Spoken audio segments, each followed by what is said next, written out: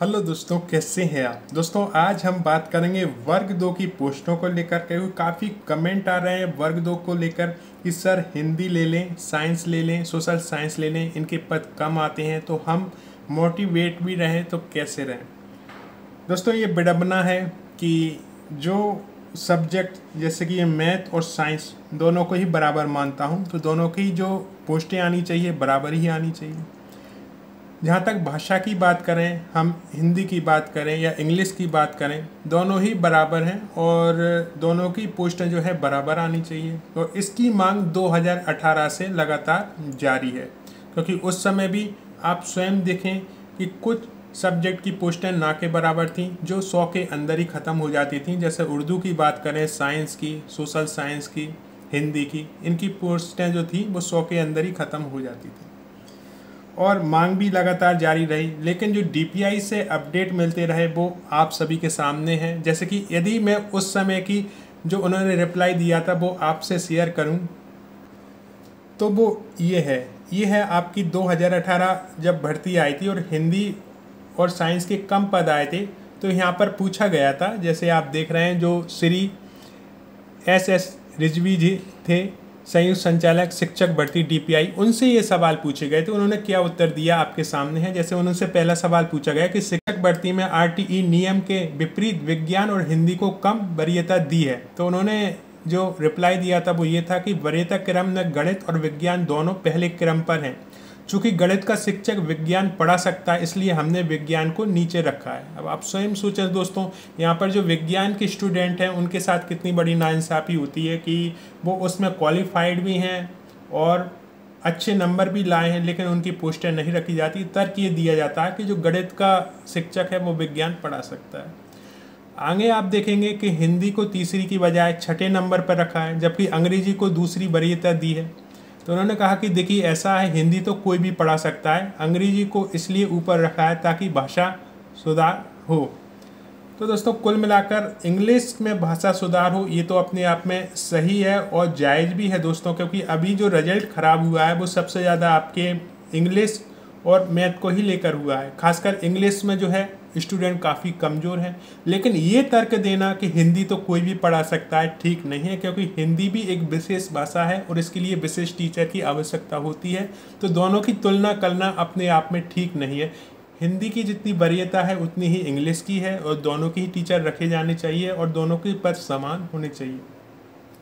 यहाँ पर आप देखें रिक्त पदों की तुलना में काफ़ी कम शिक्षक नियुक्त किए जाते हैं, तो उस पर उन्होंने कहा कि शासन के निर्देश अनुसार ही पद भरे जा रहे हैं, हालांकि प्रमोशन से भी पद भरे जाएंगे। ठीक है दोस्तों, तो यहाँ पर एक और चीज़ पूछी गई थी कि नियुक्ति प्रक्रिया काफ़ी लंबी होती है, तो वो आप स्वयं ही जानते हैं दोस्तों, क्योंकि बीच में चुनाव आ जाते हैं तो आचार संहिता भी लग जाती है। जैसे कि आपकी वर्ग 1 में जो है नियुक्तियाँ होनी है, लेकिन आचार संहिता की वजह से नहीं हो पा रही है, और भी चीज़ें होती हैं। तो ये उस समय का है जब 2018 की भर्ती के संबंध में ये प्रश्न उठे थे और उन्होंने ये रिप्लाई दिया था, और यही रिप्लाई आज भी कायम है दोस्तों। और जो भी भाई बहन ये कमेंट करते हैं, मैं बिल्कुल आपकी बात से सहमत हूँ कि पोस्टें ज़्यादा आनी चाहिए लेकिन आती कम है। तो कम पोस्टों पर हम कैसे तैयारी करें। हर एक वीडियो में मैं बात दोहराता हूँ कि आपको एक पोस्ट चाहिए और उसके लिए जी जान से मेहनत करोगे तो वो आपको मिल जाएगी। यदि 100 पोस्टें भी हिंदी की निकलती हैं तो उस पर भी लोगों ने ज्वाइनिंग ली है। ऐसा नहीं है कि उस 100 पोस्टों पर ज्वाइनिंग नहीं हुई है। तो हम यदि असफलता की ओर देखें तो भीड़ ज़्यादा मिलेगी और सफल लोगों की तरफ देखें तो भीड़ कम मिलेगी, लेकिन सफल होते हैं लोग। तो मैं आपसे यही कहूँगा कि डिमोटिवेट ना हो किसी भी तरह से। यदि एक पोस्ट लेनी है तो एक पोस्ट के लिए ही प्रयास करना है, ना कि हमें 10 पोस्टों पर या 100 पोस्टों पर काम करना है, क्योंकि ये अपने आप में सच्चाई है दोस्तों।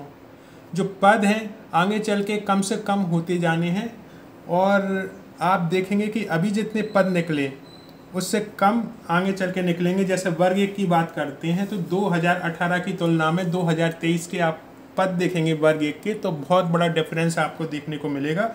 2018 में ज़्यादा पद आए थे वर्ग 1 में, और बात करें 2023 में उनके मुकाबले बहुत कम पद आए हैं। और अगली भर्ती जब भी आएगी उसमें आप देखेंगे तो 2023 और उसकी तुलना करेंगे जब भी अगली भर्ती आएगी, तो आपको पद का डिफरेंस बहुत ज़्यादा देखने को मिलेगा। तो ये सोच कर बैठ जाना कि ज़्यादा पद आएंगे तब हम मेहनत करेंगे, ये तो अपने आप से एक कहें कि सपनों को नकार देना है। अपने सपनों को यदि साकार करना है दोस्तों, तो मैं एक ही बात कहूँगा कि सर माइंड में एक ही बात रखें कि एक पोस्ट मेरे लिए है और उसके लिए मैं यदि जी जान से मेहनत करूँगा, संघर्ष करूँगा, तो मेरा नाम उस लिस्ट में आ जाएगा। यहाँ पर मैं कहूँ कि मैथ या इंग्लिश इनकी भी राह अब आसान नहीं होगी, क्योंकि इतने दिनों में बहुत से इंग्लिश से जो है ग्रेजुएशन कर चुके हैं, मैथ से ग्रेजुएशन कर चुके हैं, तो कंपटीशन तो वहाँ भी अब की टफ होना है। और जो 2023 का एग्ज़ाम क्वालिफाई करके आए हैं, जो आपकी पात्रता परीक्षा हुई थी, उनका एग्ज़ाम इतना कठिन था और उसे वो क्वालिफाई करके आए हैं, तो 2018 के जो भी कैंडिडेट हैं उनके सामने वो टिक जाएं, बहुत बड़ी बात है। हाँ, कुछ लोग जो है अभी नींद में हैं और वो सोच रहे हैं कि 2018 में हम इतने नंबर ले आए थे, तो 2024 वर्ग 2 होगा, उसमें भी हम उतने ही ले आएंगे। तो ये आपका एक सपना ही है।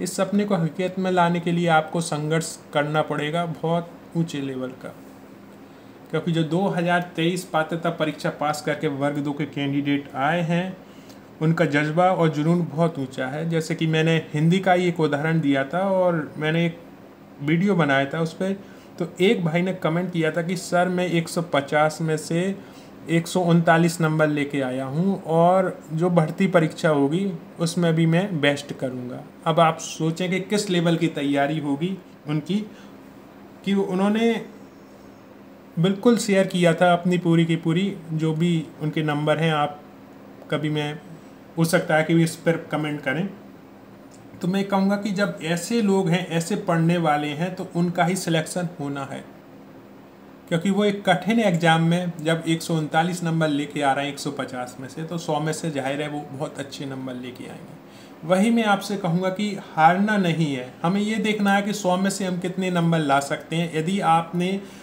80 या 85 या इसके आसपास या इससे ऊपर निकल गए ना, तो समझो कि आपकी तैयारी बेहतर है कम पोस्टों पर। और यदि पोस्टें ज़्यादा आती हैं तो फिर कोई प्रॉब्लम्स नहीं है, वहाँ पर जो है कट ऑफ नीचे जाती है और फिर एग्ज़ाम का स्तर भी होता है। बहुत बार एग्ज़ाम इस लेवल का आ जाता है, जैसे वर्ग 3 का उदाहरण दे सकते हैं हम, कि इस लेवल का एग्ज़ाम आया था कि बहुत से लोग डिस्क्वालीफाइड हो गए थे, लेवल बहुत हाई कर दिया था। तो वही हाई लेवल आपका आना है वर्ग 2 में, और यदि आप अभी से तैयारी करते हो तो उस हाई लेवल में आप अच्छे नंबर ला सकते हो। यहाँ पर आवश्यकता नहीं है डरने की, घबराने की, कन्फ्यूजन में जाने की। सिर्फ एक ही चीज़ है, एक ही उद्देश्य है कि पढ़ाई अच्छे से की जाए। कम पोस्टों पर हमें जो है टारगेट सेट करना है और उस टारगेट को अचीव करना है। ज़्यादा पोस्ट आए हमारी किस्मत है, लेकिन यदि कम पोस्ट भी आ रही हैं तो उसमें भी हम एक पोस्ट ले सकते हैं। ये मुमकिन है और ये मुमकिन करके दिखाया है बहुत से लोगों ने। MP ऑनलाइन पर आप जाएंगे और जाकर यदि उनकी लिस्ट देखेंगे तो आपको मोटिवेशन मिलेगा। जो भी आपके कहें कि मैथमेटिक्स से या आप इंग्लिश से और जिस सब्जेक्ट से भी हों, या हिंदी से हो, आप संस्कृत से हो, आप उर्दू से हो, साइंस सोशल साइंस से हो, उसकी लिस्ट उठाकर देखें। और अमूमन जो आपका कैटेगरी है और जिस भी रिजर्वेशन में आते हैं उसकी आप लिस्ट निकाल कर देख लें, तो आपको एक अंदाज़ा लग जाएगा कि हाँ इतने प्रतिशत नंबर मुझे लाने हैं। फिर जो तैयारी है उससे ज़्यादा की करें। जैसे कि मान लो हमें 85% लाना है, तो कम से कम 90% की तैयारी आपको करनी चाहिए। तो आपके 85, 82, 86 इस तरह से आपका स्कोर बन जाएगा, ठीक है। लेकिन ये तब मुमकिन है जब आप आज सीरियस हो गए। यदि आप सीरियस नहीं हो तो समझो कि दिल्ली बहुत दूर है, और यदि आप सीरियस हो तो दिल्ली कहाँ दूर है। आपकी मेहनत है, संघर्ष है, जुनून है, सफलता तो मिल ही जाएगी।